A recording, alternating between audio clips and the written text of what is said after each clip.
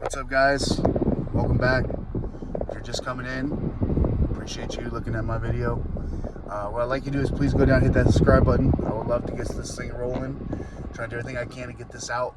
Trying to start this whole situation, new channel. But I wanted to jump on real quick while I have a second and do a little bit of reporting of the Tua situation, some updates. So I went on Facebook, I posted a few messages about the whole situation, and I've even said in my messages and chat and everything I've told people, Tua is coming back. At the end of the day, this man has trained his whole life to be a football player. Yes, he's a father. Yes, he's a husband. But if anybody has done a career path for most of their lives, it's really hard to find another way for your income. I do it all the time. I'm a sales guy. I've been doing sales for 10 years. If I try to be a regular employee somewhere, I would pull my hair out. But secondly, I kind of have an understanding of when this is all probably going to run down. I said it yesterday, I think, on my last video. So Tua got hurt on Thursday, right? He had his concussion. Hopefully he recovers well. He's going to come back. I literally just read a message from Adam Schefter on Facebook mentioning that Tua has no real intention of retiring. He's trying to go see all the different neurologists and stuff like that to make sure that he definitely can still play and stuff like that. But he's going to follow the protocol. He's going to do everything he needs to do to make sure that he can still play this game. It's a game he loves. It's his lifestyle. We can all speculate and say, wow, we want him to retire because of his health, and we don't want to see him dead on the field, which none of us want to see. But if neurologists and doctors say that, hey, you're in no risk to die, or, if they agree to let him out on that field, who are we to say no, right? I support him whatever way he does go. I'm pretty sure he's coming back. He already said he is. But just all depends on that doctor and what they say. So, Adam Schefter reported that he's going to go see a neurologist next week, and that he has no intentions of retiring. Now, in the meantime, I think I said it yesterday, Skylar Thompson is our best option. Okay, this is kind of how I think this was going to run down.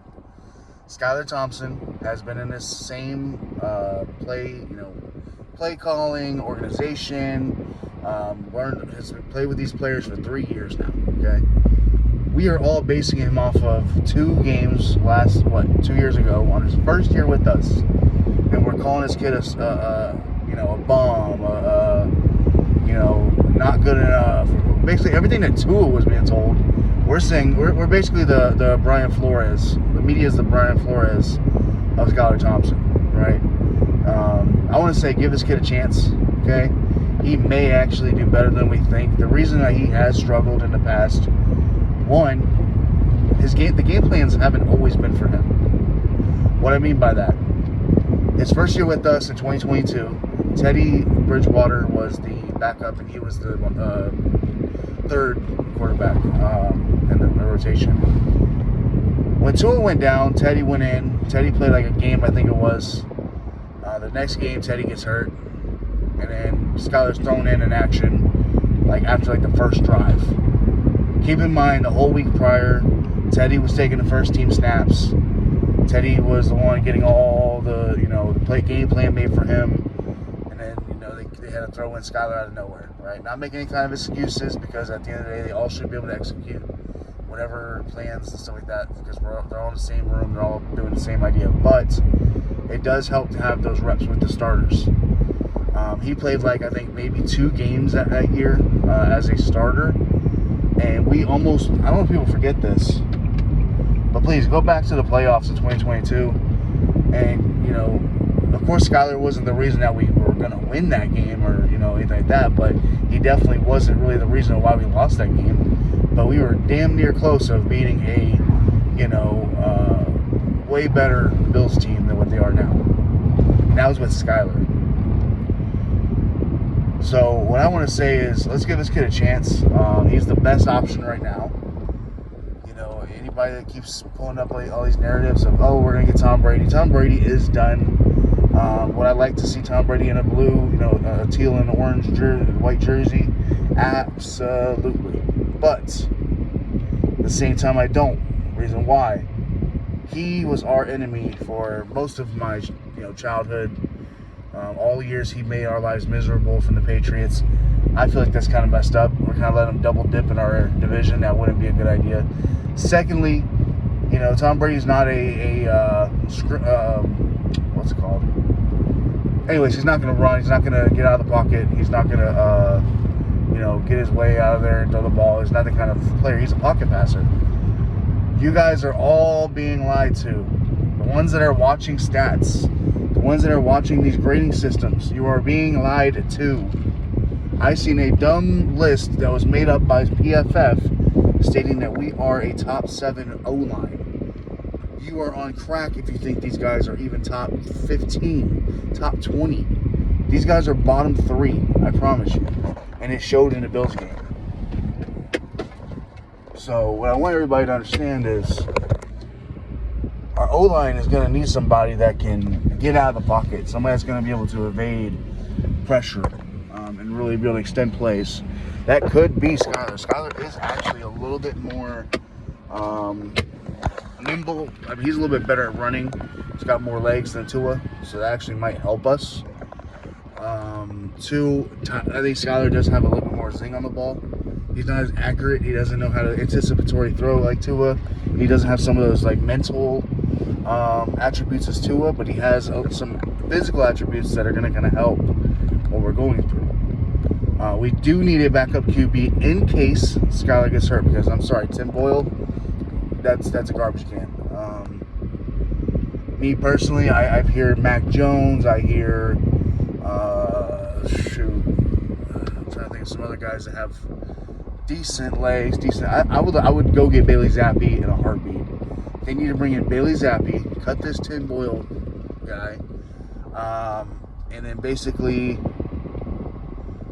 I think Bailey Zappi could be a good solid 2, maybe even a solid 1. If Skyler does struggle after a week or 2 and he cannot get it down, then put Zappi in. My first choice was Taylor Heineke. How do I say his freaking name? He actually, Taylor Heineke is a starter, in my opinion. He's got really good, he's got the dog in him. He played for one of the worst teams in the league, and he kept them in every game that they were in. I don't care who you are. That kid has heart. That kid has everything. But unfortunately, he got signed last week to the Chargers, I found out.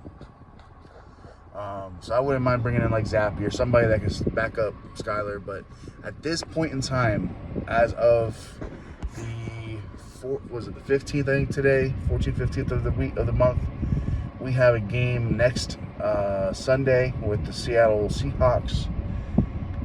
This offense is way too complicated for someone to come in right now and expect them to start in 7 days and be efficient.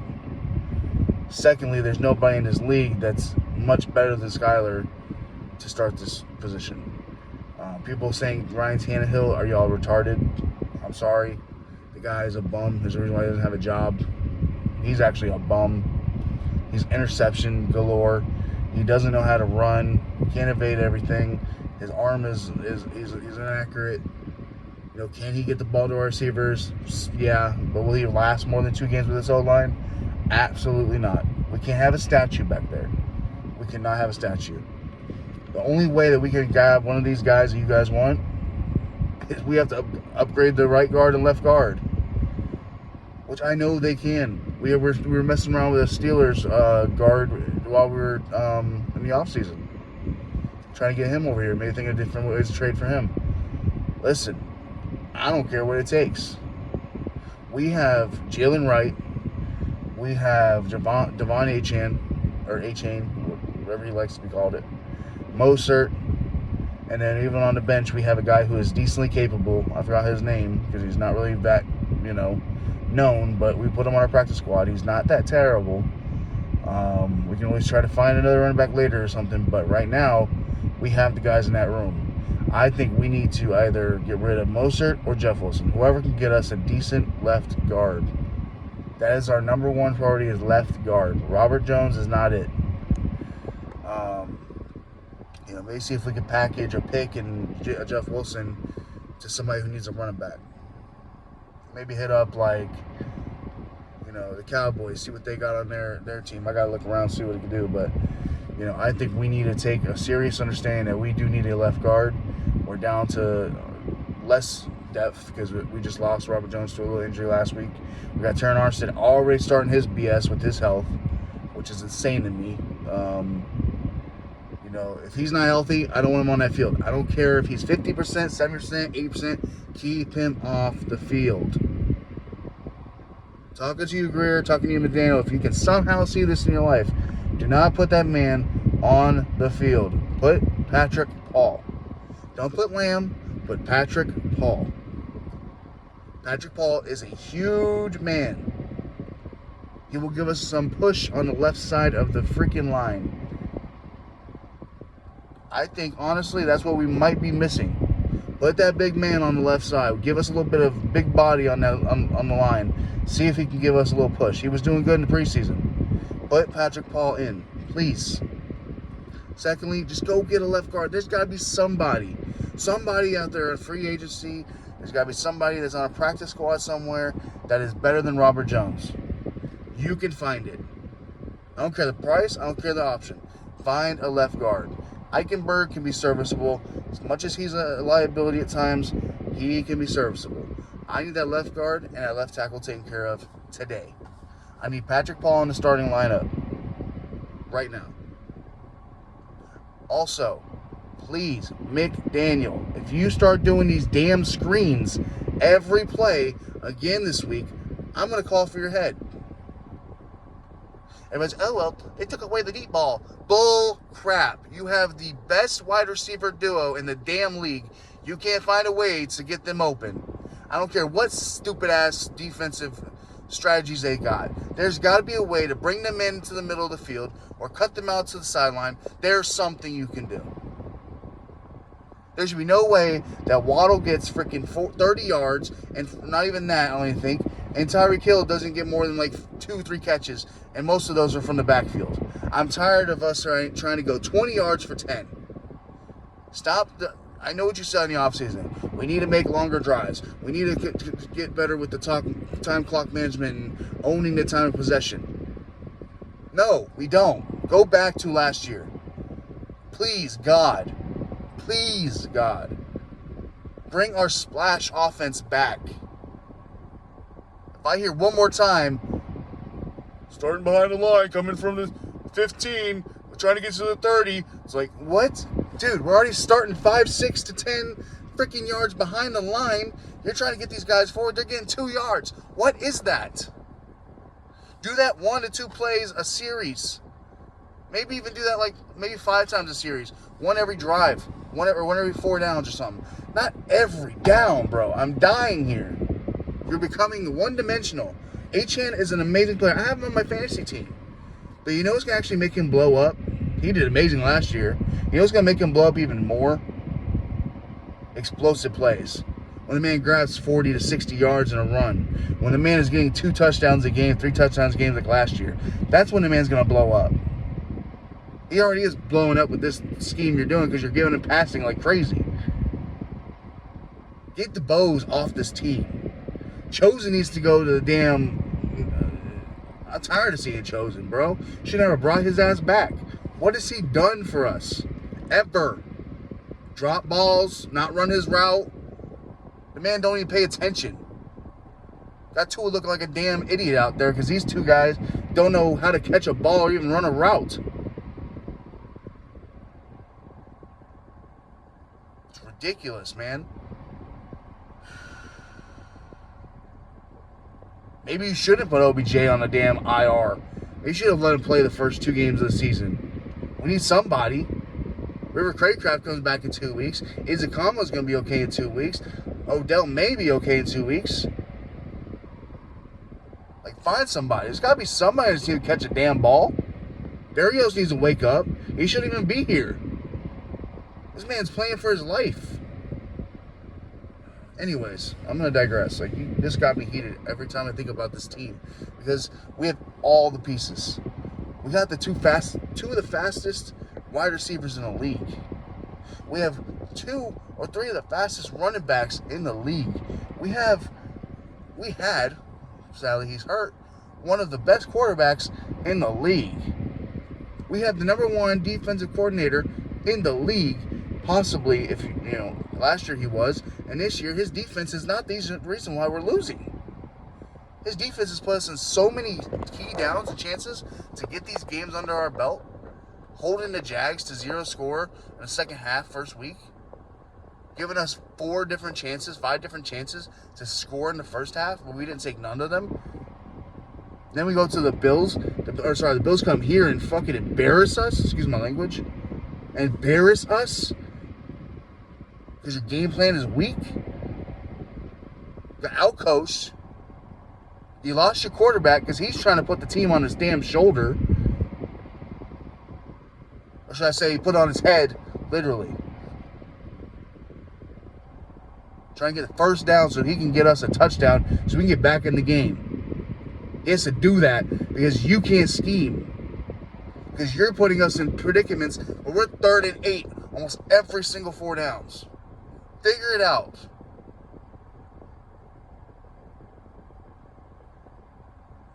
Stop turning the ball over. DeBose, catch a ball. Chosen, learn routes. That third one, everybody's, Tua sucks. Tua, oh my God, he threw that last one. Pick 6. You know how crazy it is? Unlucky as hell that there happened to be a defensive person on that, right there to grab that ball. He's trying to get out of bounds. Falling off platform, tossing up almost hard as he can because he's falling literally back. And there just happens to be a defensive person to make a play on it. It's of course.